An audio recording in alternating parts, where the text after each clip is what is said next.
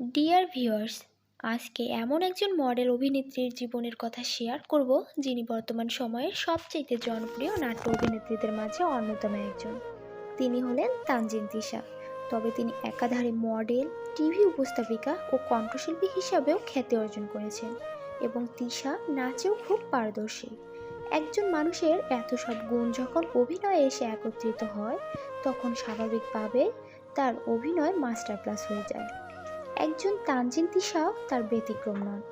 তিনি তার অসাধারণ অভিনয় প্রতিভার দুটি ছাড়িয়ে খুবই অল্প সময়ে দর্শক মহলে ব্যাপক সাড়া ফেলতে সক্ষম হয়েছে। অথচ প্রাথমিক জীবনে তার বাবা চেয়েছিলেন মেয়ে ডাক্তার হোক, অন্যদিকে মেয়ে নিজে চেয়েছিলেন আইন নিয়ে পড়াশোনা করে নিজে প্রতিষ্ঠিত হবেন। সেখান থেকেই কিভাবে বনে গেলেন বর্তমান সময়ে জনপ্রিয় অভিনেত্রী হিসাবে, সেই অজানা জীবনের তথ্যই জানবো আজকের এই ভিডিওতে।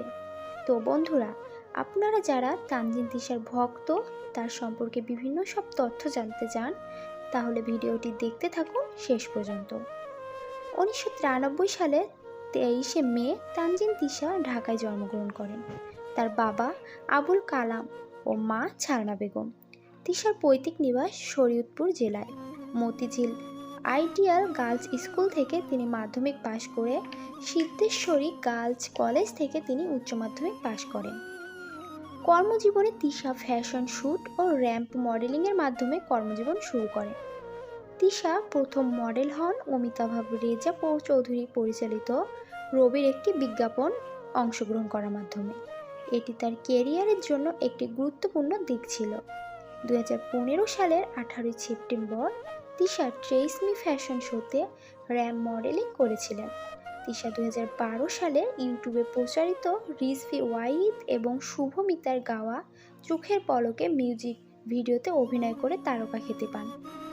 তিশার অভিনীত এই গানটি ব্যাপক জনপ্রিয়তা অর্জন করেছিল। তিনি ইমরান মাহমুদুল এর গান বলতে বলতে চলতে চলতে গানটির মিউজিক ভিডিওতে অভিনয় করেছিলেন, যেটি ইউটিউবে জনপ্রিয়তা পেয়েছিল। 2019 সালের ঈদুল আজহায় তাকে you and me, doodle of love ও শিশির বিন্দু 2 নাটকে দেখা যায়। কাজল আরেফিন অমির ইউটিউব চ্যানেল ধ্রুব টিভিতে প্রকাশিত হয় এটি। এতে তিশার বিপরীতে অভিনয় করেন আফরান নিশো। অন্যদিকে ফিউচারিস্টিক প্রণয়ধর্মী হাস্যরসাত্মক ডুডল অফ লাভ নাটকটি ঈদের তৃতীয় দিন এনটিভিতে প্রচারিত হয়। 2020 সালের 4 জানুয়ারি সিএমটিভি ড্রামা ইউটিউব চ্যানেলে প্রকাশিত হয় তার অভিনীত ওয়েব নাটক ভালোবাসা 2। এই নাটকটিতে তাকে অপূর্বর বিপরীতে সেলস গার্ল চরিত্রে দেখা যায়।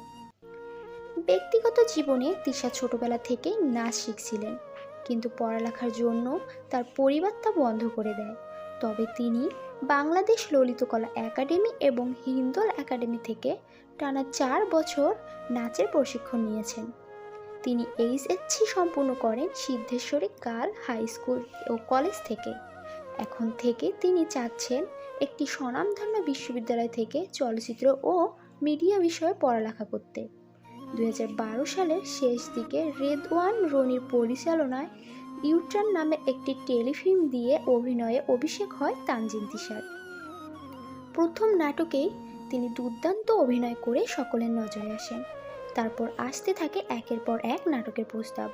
মডেলিংয়ের পাশাপাশি তিনি সমানতালে নাটকেও কাজ করলেও তিনি সাম্প্রতিক সময় নাটকের কাজকে বেশি গুরুত্ব দিচ্ছেন।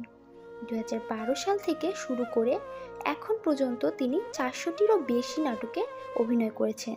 তার উল্লেখযোগ্য নাটকসমূহের মধ্যে পাল্টা হাওয়া, মেঘ পাখি একা, এই শহরে মেয়েরা একা, আপন কথা, ময়না টিয়া, সোনালি রোদ্দুর, কাঠগোলাপের প্রেম, গ্রিন কার্ড, চকলেট বয়, সাধু, অচেনা, বন্ধু ইত্যাদি। এর মাঝে তিনি ইউটার্ন নাটকে অভিনয় করে নবীন নায়িকা হিসেবে মেরিল প্রথম আলো পুরস্কার লাভ করে নিয়েছেন। তানজিন তিশা 2018 সাল থেকে বিশেষভাবে জনপ্রিয়তা অর্জন করে নিয়েছেন। গত বছর 2 ঈদেই তানজিন তিশার নাটক দর্শক মহলে ব্যাপক সাড়া ফেলে। তার মাঝে কোরবানি ঈদে তানজিন তিশা অভিনীত প্রায় সকল নাটকই প্রশংসিত হয়েছিল দর্শকদের কাছে। বিশেষ করে মামুনুর রশিদ মান্না পরিচালিত অপূর্বর বিপরীতে আমার পক্ষে তোমাকে রাখা সম্ভব না, আফরান নিশোর বিপরীতে ছেলেরাও কাঁদে এবং ফুল হাতা হাফ শার্ট ও বাইকার রুবেল হাসানের পরিচালনায় অপূর্বর বিপরীতে প্রেম ছবি এবং ইরফান সাজ্জাদের বিপরীতে বৃষ্টি এলে হয়ে এলে তুমি রাহাত মাহমুদ পরিচালিত তৌসিফের বিপরীতে শেষ বৃষ্টা বিশেষভাবে জনপ্রিয়তা লাভ করেছিল। তানজিন তিশার বেশিরভাগ নাটকগুলোই প্রথম পর্বের নাটক। তিনি ধারাবাহিক নাটকে খুব বেশি অভিনয় করেননি।